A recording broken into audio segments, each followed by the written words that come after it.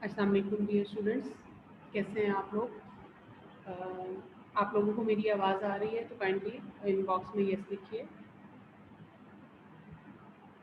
Welcome.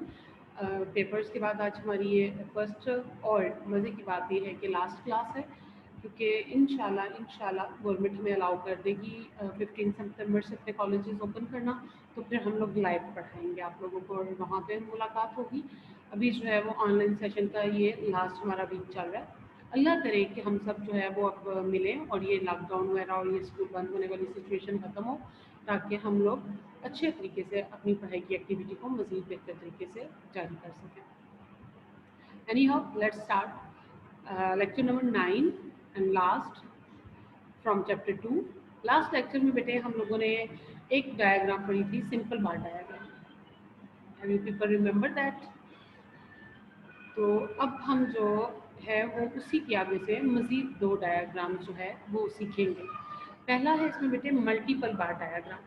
Multiple bar diagram में क्या होता है कि जब हमें 2 या उससे ज़्यादा चीज़ों को रिप्रेजेंट करना होता है, then we use multiple bar diagram. वैसे तो जो है वो हम सिंपल बार डायग्राम एक वेरिएबल के लिए, मैंने लास्ट डेफिनेशन में वो आपको पढ़ाया था कि जब एक वेरिएबल हमें शो करना होता है then we use simple bar diagram. लेकिन अगर किसी वजह से हमें एक से ज़्यादा वेरिएबल्स, 2 भी हो सकते हैं और 2 से ज़्यादा भी शो करने होते हैं, तब हम मल्टीपल बार डायग्राम यूज़ करते हैं। जैसे कि मल्टीपल बार से आपको पता ही है कि जब एक से ज़्यादा चीज़ें हो तो मल्टीपल बार डायग्राम या मल्टीपल का वर्ड यूज़ होता है। सिंपल बार चार्ट की जो टेक्निक है वो ही इसमें यूज़ होती है, लेकिन इसमें डिफरेंस क्या है कि हम इसमें मुख्तलिफ शेड्स और कलर्स को यूज़ करते हैं ताकि हमें एक चीज़ दूसरी से डिस्टिंग्विश हो जाए। अब ये जो चीज़ मैंने यहाँ पे बोली है कि हम इसमें डिफरेंट कलर्स वगैरह यूज़ करते हैं, ये मैं आपको जो है वो सारा अपनी जो डायग्राम मैं बनाना सिखाऊंगी, मैं उसमें आपको ये चीज़ सिखाऊंगी। और बेटे जो आज मैंने डायग्राम्स बनानी है उसके लिए वैसे भी मैं कहती होती हूँ कि स्टैट्स के लिए आप लोग कैलकुलेटर लेके बैठा करें, तो यहाँ पे भी आप लोगों को कैलकुलेटर की आज के लेक्चर में भी ज़रूरत होगी। एग्जाम्पल है 24 आपकी बुक में, एग्जाम्पल नंबर 24। उसका क्वेश्चन है represent the following data by a multiple bar diagram. कि जो डाटा मौजूद है उसको मल्टीपल बार डायग्राम के ज़रिए रिप्रेजेंट कीजिए। बेटा हमारे पास पहले कॉलम में ईयर्स लिखे हुए हैं 1975, 1976, 1977। अब इसी में हमारे पास एग्रीकल्चर से जो हमें रेवेन्यू हासिल हो रहा है वो दिया गया है, may be it's in million rupees something, लेकिन यहाँ पे जो है वो 100, 120 और 200 में शो किया गया है। ट्रांसपोर्ट से 50, 52 और 70 शो हो रहा है। इंडस्ट्री से जो है वो 20, 23 और 50 शो हो रहा है।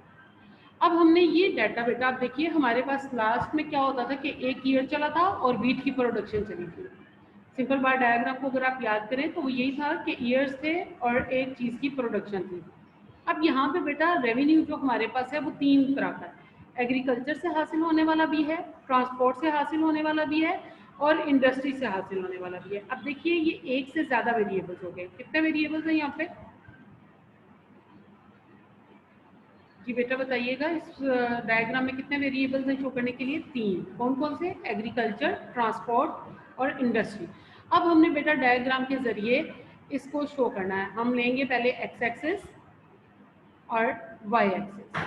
ये मैंने आपको ये चीज़ जो है ये सिखाई भी है कि ये हमने किस तरह से करनी है। वाई एक्सिस पे बेटे, सॉरी एक्स एक्सिस पे हम ईयर्स लेंगे 75, 76 एंड 77, और वाई एक्सिस पे बेटे हमने वैल्यूज़ लेनी।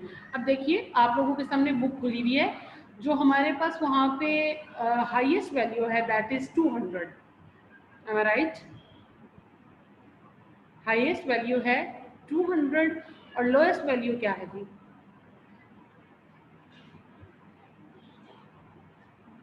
जी Noor, right lowest value in the data 20। अब बेटा हमें इस तरह से चलना है, ज़ीरो तो हमारे पास ऑलरेडी ओरिजिन पे वैल्यू मौजूद है, हमें बाकी की वैल्यूज़ को इस तरह से लेना है कि हमें 200 कवर मिले। अब देखिए आपकी बुक में जो डायग्राम इसी एग्जाम्पल की बनी हुई है ना, उसमें उन्होंने 20 का गैप दिया हुआ है, लेकिन चूँकि मेरे पास स्लाइड में इस तरह से जगह थी कि मेरे पास 20 के गैप से ये पूरा नहीं होता था, सो मैंने क्या किया कि मैंने 30 के गैप से मैं चली हूँ। इससे कोई फ़र्क नहीं पड़ता कि आपकी बुक में कितना गैप है और आपने कितना गैप लिया है। बस ये ज़हन में होना चाहिए कि हमारी वैल्यू के सामने हमारी जो डायग्राम है वो बस एग्जिस्ट करनी चाहिए। मैंने 30 के हिसाब से ये डिफरेंस लिया, तो हमें 210 पे जाके हमने रोक लिया, क्योंकि यहाँ पे अब 200 लैग आ रहा है। Is that clear? ये वैल्यू लेने का अंदाज समझ आ गया कि हमने ओरिजिन एक्सेस पे वैल्यूज या गैप किस तरह से लेना है? इसमें कोई कंफ्यूजन तो नहीं है ना? चलें, अब देखिए बेटा, पहले हम इसमें सबसे पहले जो बनाएंगे वो की बनाएंगे। की से मुराद ये है कि वो कौन सा कलर या डिज़ाइन होगा जो हमारे एग्रीकल्चर के डिपार्टमेंट को शो करेगा। इसमें बेटे मैंने कलर्स यूज़ किए हैं। ब्लू कलर एग्रीकल्चर को यूज़ करेगा, येलो कलर ट्रांसपोर्ट को शो करेगा, और ग्रीन कलर जो है वो इंडस्ट्री को शो करेगा। अब देखिए, पहली बार हमारी, जो कि मेरी वो स्लाइड पीछे जा चुकी हुई है, but you people have book, मुझे बतानी है आपने कि जी एग्रीकल्चर की 1975 में क्या वैल्यू है। 1975 के सामने एग्रीकल्चर के ब्लॉक में क्या वैल्यू लिखी हुई है, ये आपने बेटा बताते जाना और मैंने डायग्राम कंप्लीट करनी है। ये देखिए जी, हमने 90 से थोड़ा ऊपर 100 तक अपनी एक बार बना ली। अब बताइए ट्रांसपोर्ट में क्या वैल्यू है? 50। ये देखिए 60 से नीचे 50 तक हमारा ट्रांसपोर्ट का कॉलम बन गया, बार बन गई। नेक्स्ट बेटे, इंडस्ट्री की क्या वैल्यू है? 20। लुक, ये देखिए मैंने 20 का बनाया। Is that clear? ये बार्स बनाना समझ आ गई है? इसमें कोई मुश्किल है? क्लियर है बेटा? नेक्स्ट स्टेप पे चलूँ 76 की तरफ। Okay, right the value of 76 of agriculture column. 120। Look, ये देखिए जी 120 तक आपकी बार ड्रॉ हो गई। नेक्स्ट 120 के बाद बेटे, 120 के बाद ट्रांसपोर्ट की 52। ये देखिए जी, ये 52 तक। ये अब देखिएगा आप थोड़ा सा ना ज़रा अंदाज़ा नहीं लेना है, एग्जैक्ट वैल्यू आपको यहाँ पे नहीं मिलती है। नेक्स्ट बेटे, इंडस्ट्री की वैल्यू ये देखिए 23। नेक्स्ट बताइए जी, एग्रीकल्चर की वैल्यू 200। ये देखिए 210 से थोड़ा सा नीचे 200 तक हमारी ये बार गई। नेक्स्ट ट्रांसपोर्ट की बार 70। ये देखिए, एंड देन लास्ट 50। दैट्स, हाँ जी। मल्टीपल बार डायग्राम बेटे बनानी आ गई या इसमें कोई कंफ्यूजन है? कोई क्वेश्चन है बेटा तो कीजिए, ताकि मैं अपनी अगली स्लाइड की तरफ चलूँ।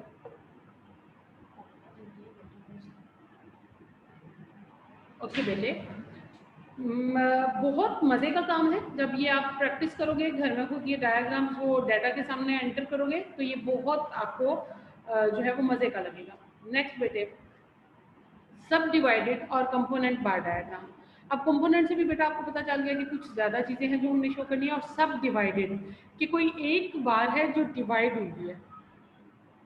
थोड़ा सा नाम से आपको क्लियर हो रहा होगा कि कोई एक बार है जो कि डिवाइड हो गई है। सो सब डिवाइडेड, ठीक है।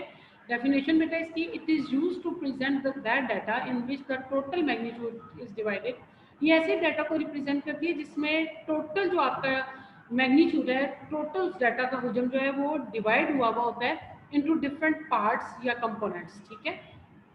अब मैं आपको बेटा इसकी एग्जांपल 2.6 है, ये शायद 26 है और मेरे से 2.6 लिखा गया। एनी हाउ, जो कंपोनेंट बार डायग्राम है आपकी बुक के सामने 24 एग्जाम्पल के बाद 25 और उसके बाद ये 26 है, वहाँ पे वो है। Draw component bar diagram for the following data. Example को आप देख लीजिएगा कि क्या मैंने ठीक बताई है, वो आपको मिल गई है या नहीं मिल गई है। इसमें बेटा मुख्तलिफ हमारे मुल्क की डिवीजन आपको पता है ना, जैसे तहसील होती है, डिस्ट्रिक्ट होता है, वैसे ही डिस्ट्रिक्ट से बड़ा लेवल जो है, प्रोविंस से छोटा वो डिवीजन होती है। फैसलाबाद है, मुल्तान दी गई है, लाहौर और दिलजीहान दी गई है। इसमें बेटे उन्होंने मेल प्रोपोर्शन बताया है कि जो फैसलाबाद में मेल हैं वो 32% हैं, 31 हैं, 40 हैं और 20। एग्जाम्पल मिल गई बेटा आप लोगों को? बेटा लिखिए कि क्या आपको एग्जाम्पल मिल गई है ये वाली? ओके। फीमेल का प्रोपोर्शन क्या है? 28, 25, 36 एंड 18। अब बेटा हमने इनका टोटल करना होगा। इस कॉलम में अगर उन्होंने हमें टोटल नहीं करके दिया हुआ और हमें कहा है कि कंपोनेंट बार डायग्राम या सब डिवाइडेड बार डायग्राम करें, तो सबसे पहला स्टेप बेटा हमारा इसमें टोटल करने का होता है। मेल में सबसे पहले ये देखिए मैंने अंडरलाइन किया 32 और फीमेल में 28। इन दोनों को बेटे हम 32 प्लस 28 को ऐड करेंगे और ये हमारे पास 60 आएगा। सो बोथ सेक्सेस जब दोनों को मिला के हम टोटल करेंगे तो हमारे पास 60 बन जाएगा। Is that step clear? ये स्टेप बेटा क्लियर हो गया कि ये 60 कैसे बना? ओके। अब अगला आप लोगों ने ऐड करके मुझे देना है 35, 31 में 25 ऐड कीजिए।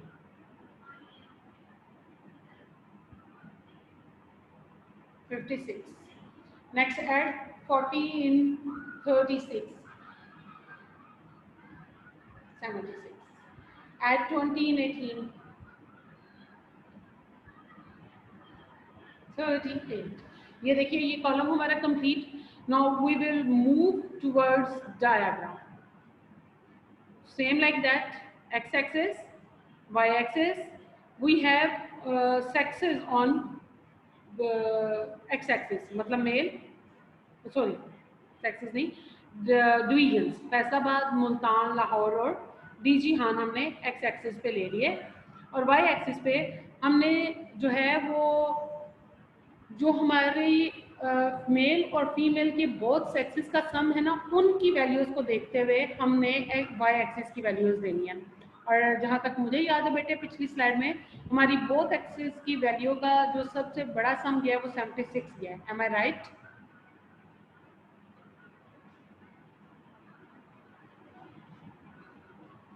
क्या वैल्यू थी बेटे सबसे बड़ी? 76। Now come to the Faisalabad. थोड़ा सारा जो माइंड में रखते हुए है वो मेरे मुताबिक फैसलाबाद की डिवीजन इस तरह से थी कि 60 उसका सम था, लेकिन मेल की प्रोपोर्शन मुझे याद नहीं है। काइंडली बेटा वो आप लोग बताइए कि मेल कितने थे?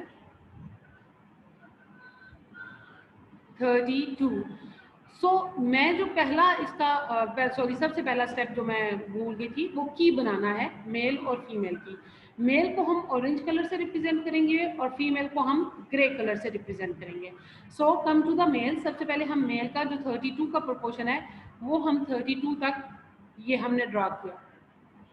32 तक की हमने एक बार ड्रा कर ली। अब देखिए बेटा हमारे पास टोटल सम है 60।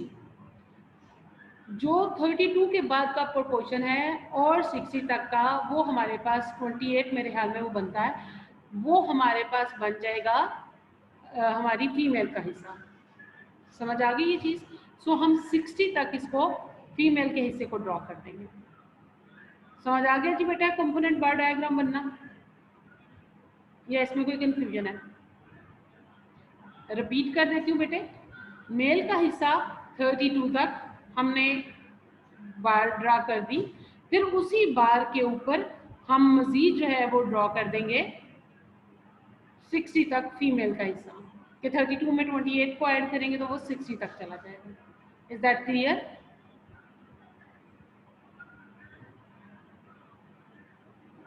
Okay, come to the Multan. Multan का मेल का पार्ट लिखिए बेटे। 31। So we will draw a bar till 31। 31 तक का हमने हिस्सा ड्रॉ किया और उसके बाद मेल का हिस्सा क्या, फीमेल का कितना हिस्सा है?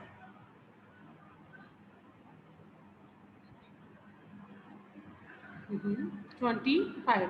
सो 31 और 25 को हम ऐड करेंगे तो ये हमारे पास 56 बन जाएगा। तो ये हम 56 तक हमने ये हिस्सा भी ड्रॉ कर दिया।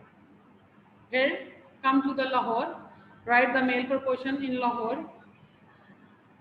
40। ये देखिए जी 40 तक हमारा ऑरेंज हिस्सा ड्रॉ हो गया। Next 36 I think, am I right? Female का 36। ये 36 का ऐड होकर टोटल 70 तक चला है, 76 तक सॉरी। नेक्स्ट डीजी हान के लिए ये देखिए, ये डीजी हान का भी बेटे 40 का,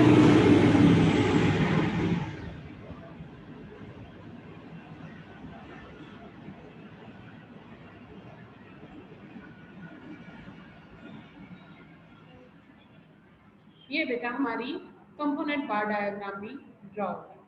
क्लियर है?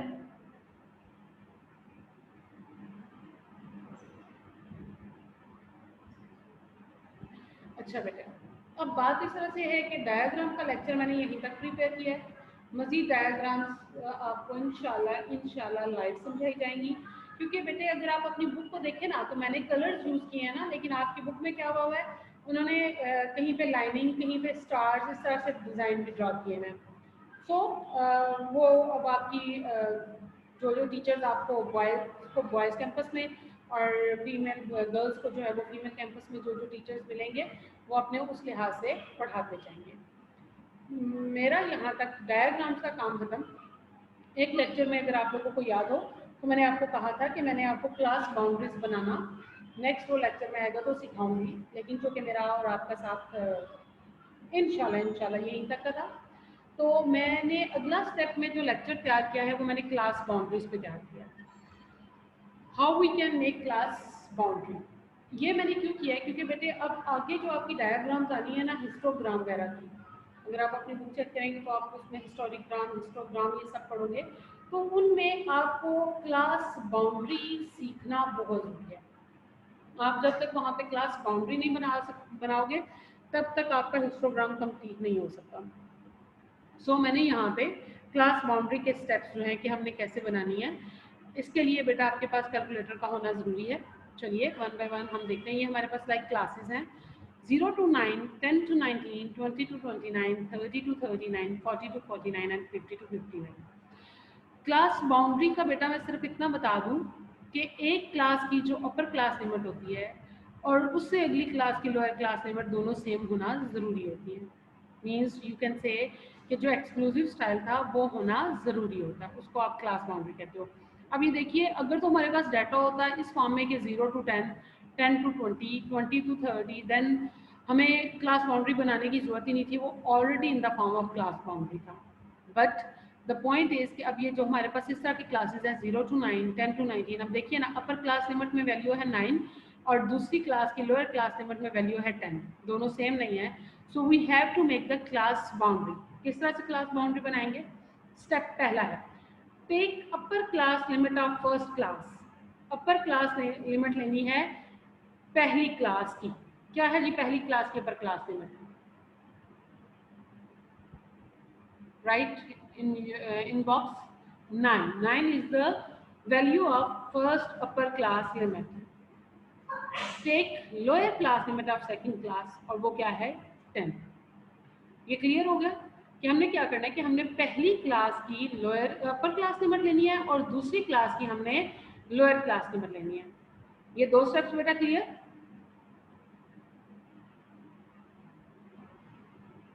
इसमें बेटा अब अगला स्टेप जो है वो हमारा ये होगा कि हमने 9 को 10 में से माइनस करना। 10 माइनस 9 करेंगे और आंसर आएगा 1। ठीक है, ये समझ आ गया तीसरा स्टेप। नेक्स्ट बेटे फोर्थ है कि वो जो हमारे पास 1 आया है उसको हमने 2 से डिवाइड करना है। कुछ भी आए, हमारे पास 1 आ रहा है ना, कुछ भी आएगा, you people have to divide it by 2। ये फार्मूला है, ज़हन में रखिएगा कि 2 से ही डिवाइड करना, और इसमें कोई लॉजिक नहीं है कि क्यों हम 2 से डिवाइड करें। ये फार्मूला है, so we have to follow that formula और हमें 2 से ही डिवाइड करना है। आंसर क्या आया हमारे पास? 0.5। जब हमने 2 से डिवाइड किया तो हमारे पास 0.5 आया। पांचवा स्टेप जो है वो फिर इसका ये होगा कि अब ये जो हमारे पास 0.5 आया है इसको हमने पहली लोअर क्लास लिमिट में से माइनस करना है और अगली क्लास लिमिट में अपर क्लास लिमिट में ऐड करना है। मतलब 0 में से हम इसको माइनस करेंगे और 9 में हम इसको ऐड करेंगे। समझ आ गया? मैं प्रैक्टिकली क्लासेस और क्लास बाउंड्री बना के दिखा दूँ अब? ये स्टेप्स में अगर बेटा कोई एक स्टेप भी आपको नहीं समझ आया हो तो प्लीज पूछिए या मैं आगे चलूँ। 0.5 बेटा ये है कि जो हमारा डिवाइड करने के बाद आंसर आया ना 0.5, उस 0.5 को बेटा हमने पहला, हमारी जो पहली क्लास है ना, जैसे 0 to 9 है, ये हमारी एक पहली क्लास है, इसकी लोअर क्लास लिमिट में से हमने माइनस करना है। यहाँ पे हमारे पास लोअर क्लास लिमिट है 0, इसमें से हम माइनस करेंगे और अपर क्लास लिमिट में ऐड करना है। अपर क्लास लिमिट है हमारे पास 9, उसमें हमने 0.5 को ऐड करना है। इसी तरह से बेटे 10 में से हमने 0.5 अगली क्लास में चले जाएंगे, सेकंड क्लास है हमारे पास 10 और 19, लोअर क्लास लिमिट है 10, 10 में से बेटे हम उसको माइनस करेंगे और 19 में हम उसको ऐड करेंगे। जी बेटे अभी मैं आपको कोड बताती हूँ, पहले मुझे बताइए नूर कि आपको ये 0.5 समझ आ गया? ओके, हाँ जी अभी ये जो है आपका फोर्थ स्टेप, ये है कि जो आपने माइनस किया, माइनस करके आपके पास जो भी आंसर आया, 1 आए, 2 आए, 3 आए, जो भी आंसर आए उसको आपने 2 से डिवाइड करना है। माइनस करके जो आंसर आएगा उसको आपने 2 से डिवाइड करना है। देखिए मैंने 1 डिवाइडेड बाई 2 लिखा, तो वो आंसर आपके पास आ गया 0.5। Clear the point 4? या इसमें कोई कंफ्यूजन है? जी अदील अहमद राइट आंसर।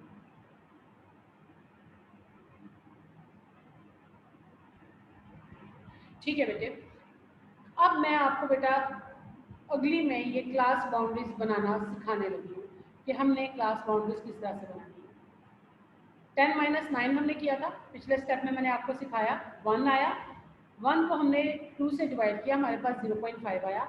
अब जो कि हमारी पहली क्लास की लोअर क्लास लिमिट है 0, so we will minus 0.5 from 0, तो ये हमारे पास माइनस 0.5 आएगा। क्लियर हो गया? हमारे पास पहली क्लास लिमिट क्या बनी क्लास बाउंड्री में? माइनस 0.5, और 9 में हमने इसको ऐड किया तो ये 9.5 बना। सो हमारी पहली क्लास बाउंड्री माइनस 0.5 टू 9.5 बन गई। समझ आ गई बेटे?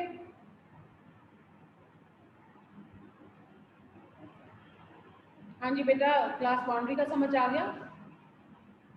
ओके, अपने कैलकुलेटर्स हाथ में रखिए, मुझे अगली क्लास बाउंड्रीज बनवानी है आप लोगों ने।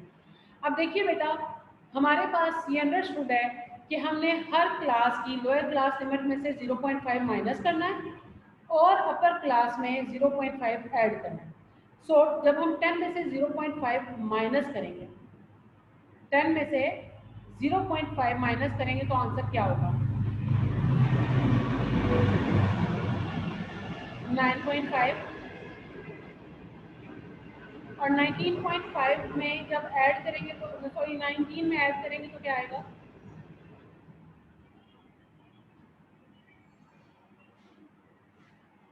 19 में 0.5 ऐड करने से 19.5, ये देखिए जी हमारी अभी क्लास बाउंड्री आ गई हमारे पास। चलिए जी 20 में से 0.5 को माइनस करेंगे क्या आएगा? 20 में से 0.5 को माइनस कीजिए, 19.5, और 29 में ऐड कीजिए,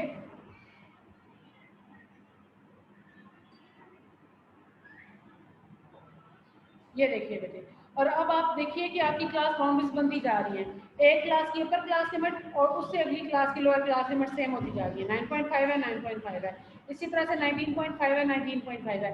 अगली ऑब्वियसली 30 में से जब हम 0.5 माइनस करेंगे तो 29.5 आएगा, और 39 में जब 0.5 ऐड करेंगे तो 39.5 आएगा। क्लियर जी? इसी तरह से बेटे 40 में से जब 0.5 को माइनस किया तो 39.5, और 49 में जब 0.5 ऐड किया तो 49.5। सेम लाइक दैट 50 में से 0.5 को माइनस किया तो 49.5, और 59 में ऐड किया तो 59.5। ये देखिए जी, ये आपकी क्लास बाउंड्रीज का।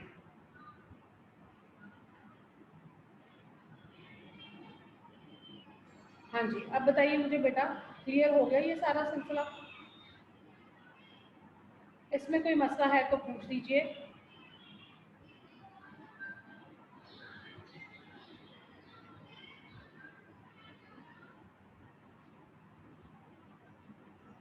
ओके, ठीक है जी, best of luck, Allah help करे। तो इंशाल्लाह क्लास में मुलाकात होगी, कॉलेज में मुलाकात होगी। अब 15 सितंबर से इंशाल्लाह हम लोग एक दूसरे से मिलेंगे और क्लासेस का आगाज़ हो जाएगा। अल्लाह अपना करम करे, इस वबा से जान छूट जाए हमारी। और best of luck for your studies. और फिर वही आखिर पे एज प्रिंसिपल एक पैगाम देती भी जाऊँगी कि अपने सेकेंड ईयर को बहुत फोकस कीजिए, बहुत फोकस कीजिए, क्योंकि जो पॉलिसी गवर्नमेंट ने अनाउंस की है अकॉर्डिंग टू दैट जो मार्क्स आप लोग सेकेंड ईयर में गेन करोगे सेम वो मार्क्स आपके फर्स्ट ईयर के लगेंगे। अगर कोई बच्चा 33 लेके जस्ट पास होगा तो माइंड इट कि वो फर्स्ट ईयर में भी 33 ही लेगा। और अगर कोई बच्चा सेकेंड ईयर में 70 मार्क्स लेगा आउट ऑफ 100 तो वो 70 ही लेगा फर्स्ट ईयर में भी। और अगर कोई बच्चा 80 प्लस में जाएगा तो वो फर्स्ट ईयर में भी 80 प्लस ही लेगा। सो आपकी फर्स्ट ईयर की भी रेपो आपकी जो है वो डिपेंड कर रही है आपकी सेकेंड ईयर की प्रोग्रेस पे।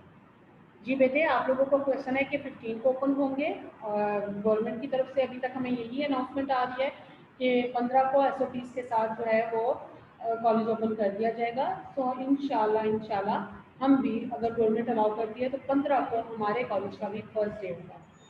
और ऑनलाइन क्लासेस फ्राइडे तक हैं, वैसे तो सैटरडे तक करनी थी, but you people know very well कि 9 मुहर्रम जो है वो सैटरडे को बन रही है, तो 9 मुहर्रम को ऑफिशियली जो है वो छुट्टी हुआ करती है, इसलिए आपकी क्लास सैटरडे को नहीं होगी और फ्राइडे तक की आप लोगों की ऑनलाइन क्लासेस होंगी। और कोई क्वेश्चन है तो बेटा कीजिए, पूछ लीजिए जो पूछना चाहते हैं।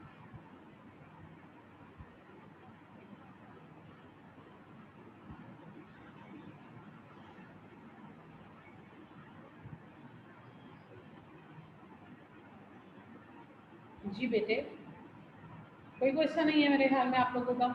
चले ठीक है फिर, अल्लाह हाफ़िज़। तो इंशाल्लाह फिर आप लोगों से मुलाकात होगी और बेस्ट ऑफ लक ज़िंदगी के हर इम्तिहान में। अल्लाह आपको कामयाब करे। आमीन। अल्लाह हाफ़िज़। लिखो दी नहीं।